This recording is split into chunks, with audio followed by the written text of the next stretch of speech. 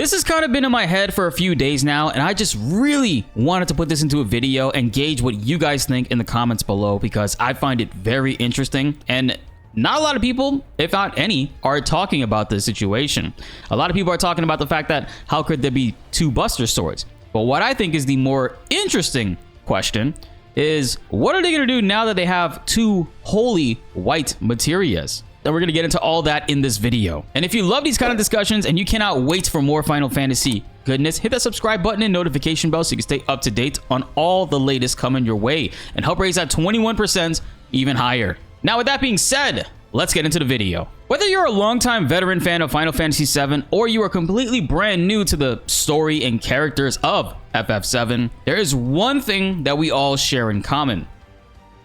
None of us have any idea exactly where the story for Final Fantasy VII Remake will be going. Even though it is a remake of the original game, the developers have taken an approach to sort of keep things fresh by changing up various elements, so this way the game will retain lots of the story beats and elements that tons of people all over the world throughout the years fell in love with and grew up with, while also still keeping it surprising for the longtime diehard fans like myself. The question about the two Buster Swords has already technically been answered with this intro right here for the Final Fantasy VII Rebirth trailer. They showcased to us that in the Materia timeline, which is what this is now, since at the end of Remake we merged the timelines, the Beagle party member, which are these guys right here that we played as in Remake, are now currently in the Materia timeline that they basically merged with at the end of Remake by destroying and defeating the Whispers and Harbingers, because since they don't exist anymore, they cannot keep the story going in the original way that it's supposed to. So characters like we saw Zack are alive now. But in this timeline, while Zack is alive and so is Cloud, because he brought him into Midgar, it looks like Tifa, Barret, Aerith, Red 13 all died as they continued on with the elements that the story originally started with. Instead of Cloud meeting up with Tifa and Aerith and them because he's with Zack and no longer is on that path and the Whispers can't sort of push him in that direction like they normally would do, the bombing run missions carry on and they blow up the Mako reactors. Cloud just never joins Avalanche and he never actually meets them.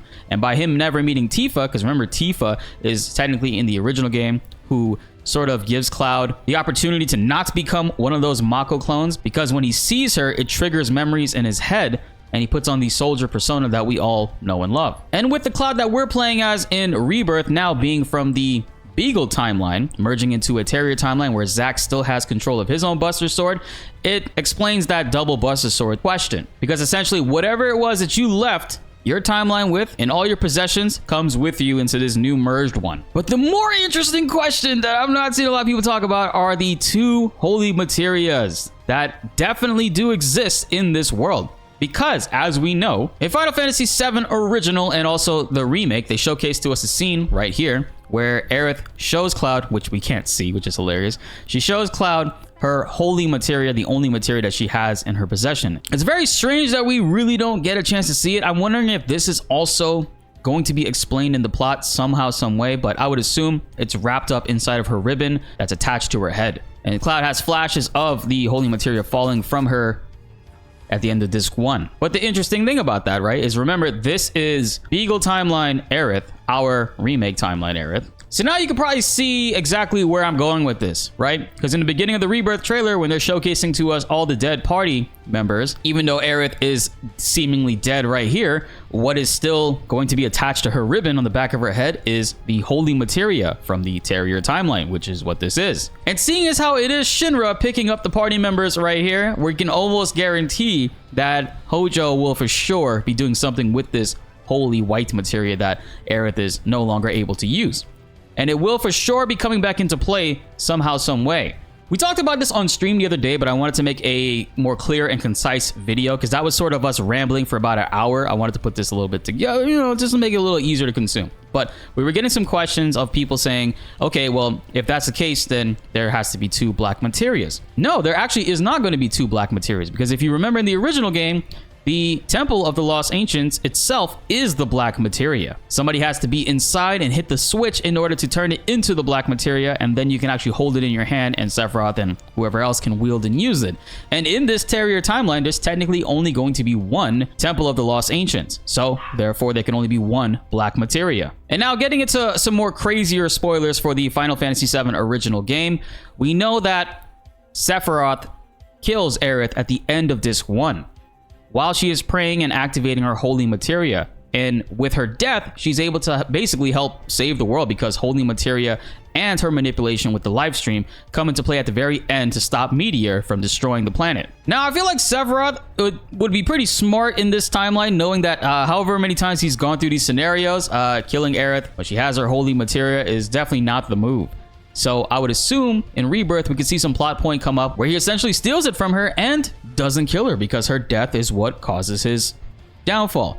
However, Aerith and the party eventually finding out that they have doppelgangers essentially in this timeline that exist. They more than likely could come back across the original bodies that are wherever, maybe in the Shinra headquarters somewhere, and she can get back access to holy materia in that way. Now, how exactly is all this going to unfold? I have no idea, but it definitely introduces a lot more theory crafting and questions for us to have a discussion in this video. We don't know for certain exactly how many universes or timelines Sephiroth has already gone through before he got to the Beagle party members, but his whole purpose inside of Remake was to get them to defeat the Whisper, since he can't harm the Whispers technically, and by getting them to do that, he can now manipulate and do things at his own free will, because we did see he tried to make some changes and immediately the Whispers would just come right back into play, totally disregard whatever he's doing, and fix the issues at hand. Until the very end where it kind of got a little wild. His main goal as of right now from these first two trailers we've seen of Rebirth, where the first one was showcasing Tifa is expressing that Cloud or whoever else is having some doubt that she is who she says she is, and it's leaning a lot more heavier into this by focusing on Tifa doubting Cloud openly, which she didn't do previously in the original game. She always kept all that stuff to herself and never mentioned it to anybody, let alone Aerith. And then Sephiroth himself is planting seeds of doubt into Cloud at the very end when he's like, okay, you know I killed her, so who the hell is this person saying that she's Tifa? Tifa is absolutely detrimental to the plot of Final Fantasy VII because it is when Cloud first sees her before the bombing run mission is even done, where he develops the soldier persona that he exhibits throughout the entirety of the first two discs of the original game, and even in Remake. Sephiroth recognizes this and he knows that Tifa needs to either be dealt with, either from himself or Cloud, but looks like he's having Cloud do it, because also in Mideel, she did piece Cloud's mind and help Cloud get his mentality back in order to where he finally developed confidence, true confidence, and was able to overcome and defeat Sephiroth in the end. So 2 holy materias and something's happening with Tifa. And the weird thing is the devs have always been saying that the story is going to be remaining the same, it's just the journey will be different. So I'm curious to just see exactly when this all finally is said and done and we get to those points, what exactly are they talking about here?